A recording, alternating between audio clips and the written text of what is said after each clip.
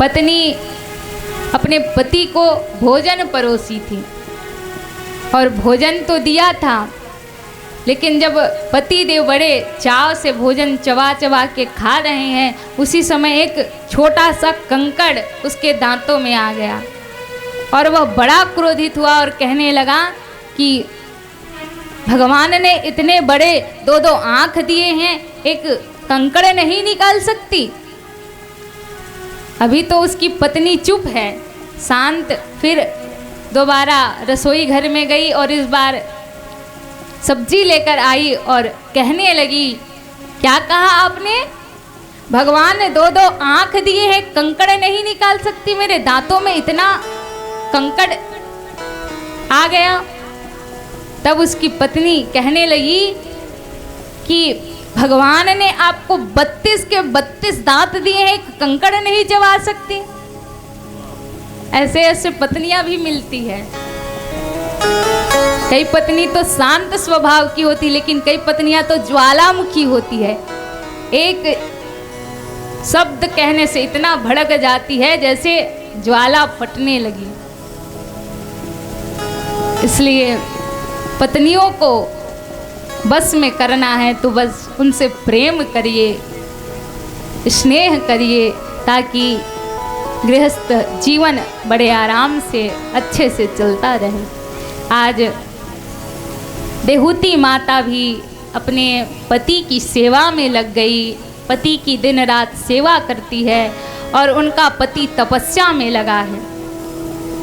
तपस्या में इतना डूब गया कि कई वर्ष बीत गए, लेकिन उसका ध्यान ही नहीं रहा।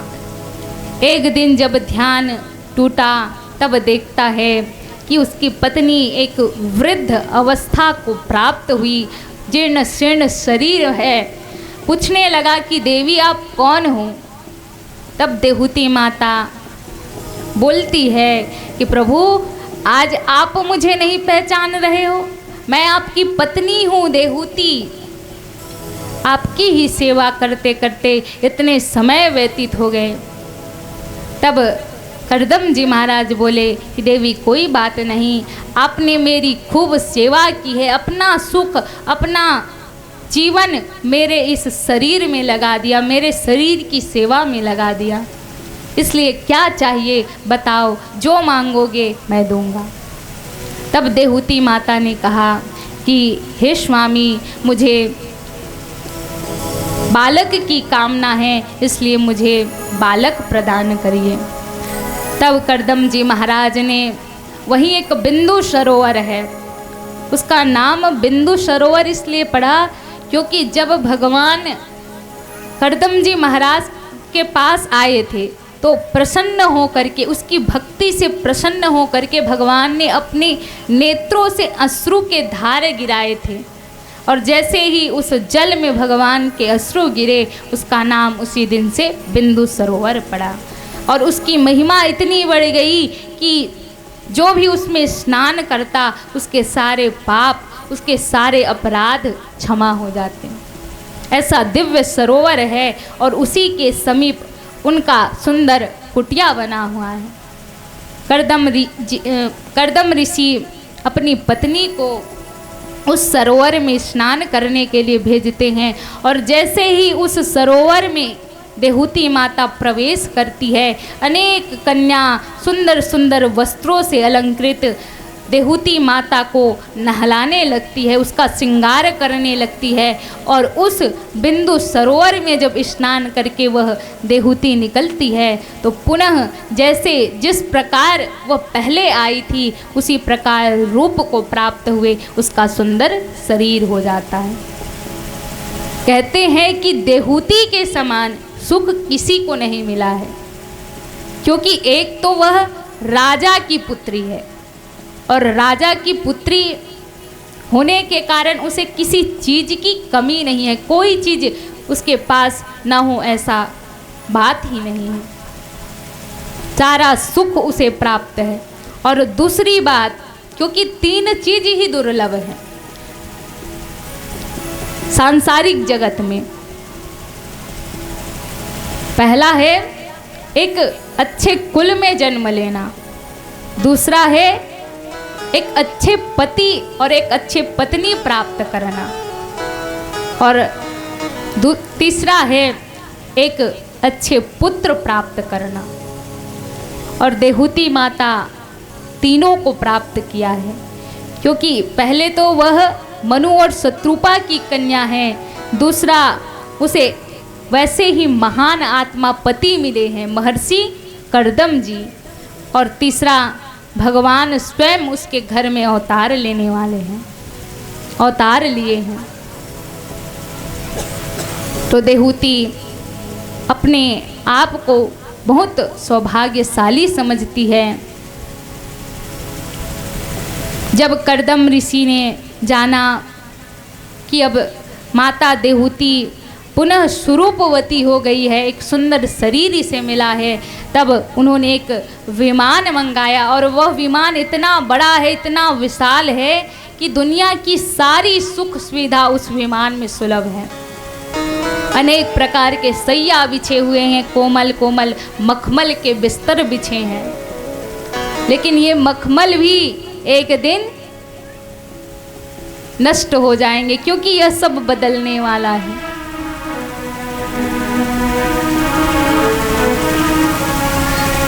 क्योंकि दुनिया की सारी चीजें मिटने वाली है, बदलने वाली है। एक व्यक्ति विदेश गया था काम धंधा करने के लिए। काम धंधा करने के लिए तो गया है, लेकिन कुछ दिनों के बाद उसका तबीयत बिगड़ जाता है, क्योंकि बाहर का जो विदेश का हवा है उसे सूट नहीं करता। कभी कभी हम सब जाते हैं तो हम सभी ने अनुभव किया है कि हवा और पानी, दूसरे जगह का वातावरण हमारे शरीर पर बुरा प्रभाव डाल देता है। तो वह व्यक्ति भी गया है बढ़िया काम ढूंढने के लिए, काम करने के लिए, लेकिन बेचारा अब उसका तबीयत ही बिगड़ गया। अब डॉक्टरों के पास जाने से पहले सोचा कि यहाँ विदेश के डॉक्टर बहुत बिल लेंगे, बहुत पैसे लेंगे, तो क्यों ना अपना ही गांव चला जाया जाए। जब तबीयत पुनः ठीक हो जाएगा तो फिर वापस आ जाएंगे, क्योंकि वहाँ की हवा भी बढ़िया शुद्ध होगी। इसलिए जब पुनः आने के लिए साधन ढूंढने लगे तो उसे एक टैक्सी वाले के पास जाकर पूछा, तो एकदम हाई फाई रेट बताने लगा कि इतने में आपको घर पहुंचाऊंगा। सौदा हुआ तो कहा कि 500 रुपये लगेंगे, और उस समय का 500 रुपया कितना अधिक होता था। तब कहा कि साधन में अब ये वाला अच्छा नहीं है, दूसरा ढूंढा जाए। तब जब आगे बढ़े तो एक घोड़ा दिखाई दिया। पूछा कि यह घोड़ा कितने में दोगे? जो घोड़ा का रखवाल था उन्होंने कहा कि चलो आपके लिए मैंने 15 रुपए बोल दिया। सोचा, उसके पसीने आ गए, क्योंकि 15 रुपए बहुत होते हैं उस समय का। तब उन्होंने कहा कि चलो कोई बात नहीं, आपके लिए चलो मैंने 10 रुपए कर दिया। अब कहा कि ठीक है, चलो मैं 10 रुपए में इस घोड़ा को ले जाता हूँ, यह घोड़ा भी बढ़िया चलेगा, मैं अपने स्थान को पहुँच जाऊँगा। उन्होंने घोड़ा खरीद लिया। अब घोड़ा में जैसे ही बैठा, वह घोड़ा उल्टा कार्य करता है, 5 कदम पीछे जाता है और 2 कदम आगे चलता है। ऐसा घोड़ा मिला है। अब बेचारा परेशान हो गया, 2 कदम तो आगे बढ़े, फिर 5 कदम पीछे चले, फिर 2 कदम आगे बढ़े, 5 कदम पीछे चले। अब बड़ा परेशान हुआ, ऊपर आगे बढ़ने से ज़्यादा तो वो पीछे हटता जा रहा है, क्योंकि इसकी संख्या कम है, 2 ही है और उसका 5। अब विचार किया कि अब क्या किया जाए, ऐसे में तो और पीछे विदेश से और कहाँ समुद्र तक निकल जाएंगे।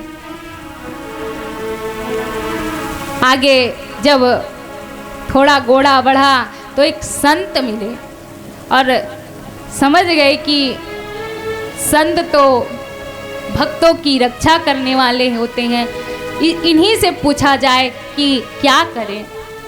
तब उतर करके संत से पूछा कि बाबा जी मैं क्या करूं, मेरा जो घोड़ा है वह उल्टा काम करता है, 5 कदम पीछे चलता है और 2 कदम आगे जाता है, अब मैं क्या करूं।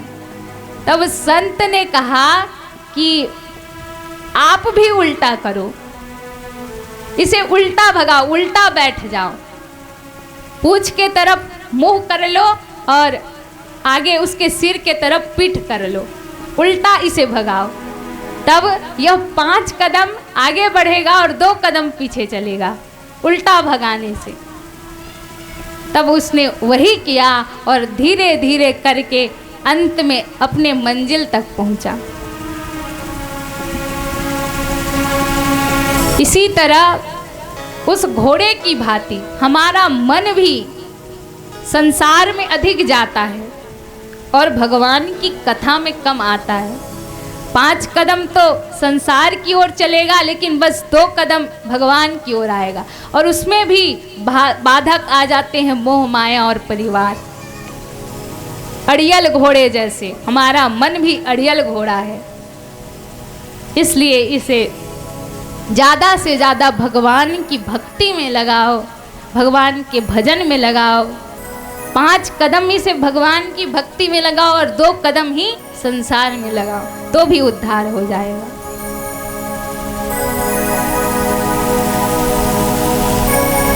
क्योंकि फूलों में भी कीड़े पाए जाते हैं, पत्थरों में भी हीरे पाए जाते हैं, बुराई छोड़कर अच्छाई देख तो सही, क्योंकि मनुष्यों में भी नारायण पाए जाते हैं।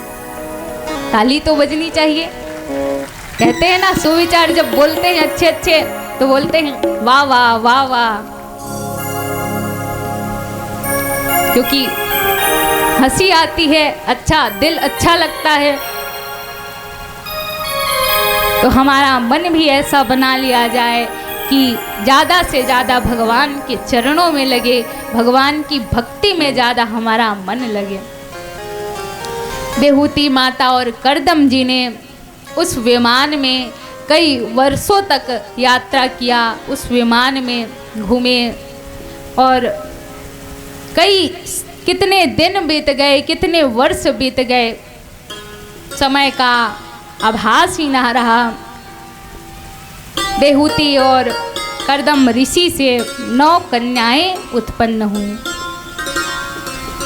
अब पूर्व के शर्तानुसार, क्योंकि विवाह से पहले ही करदम ऋषि ने देहूती को वचन दे दिया था कि देवी, जब मैं गृहस्थ धर्म का पालन करूंगा, जब बच्चे उत्पन्न हो जाएंगे तो मैं संन्यास के लिए बाहर निकल जाऊंगा। अब देहूती माता से श्री राधे प्रेम से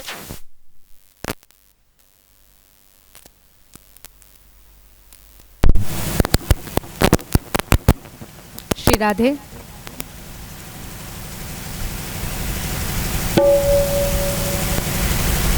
देहूती माता करदम ऋषि के चरणों में प्रार्थना करने लगी कि प्रभु, 9 कन्याएं तो आपने मुझे प्राप्त करा दिया, लेकिन यह कन्या भी मेरे साथ कब तक रहेगी, क्योंकि समय आने पर इनका भी विवाह हो जाएगा और मैं तो आपके चले जाने पर अकेली हो जाऊंगी। तब करदम ऋषि समझ गए कि जरूर अभी इसके मन में पुत्र पाने की इच्छा है, और करदम ऋषि ने उनका विवाह उन 9 ऋषियों से करा दिया जो ब्रह्मा जी के मानस पुत्र हैं। उनका विवाह हुआ और अब देहूती माता करदम ऋषि के चरणों में प्रार्थना किया, तब भगवान ने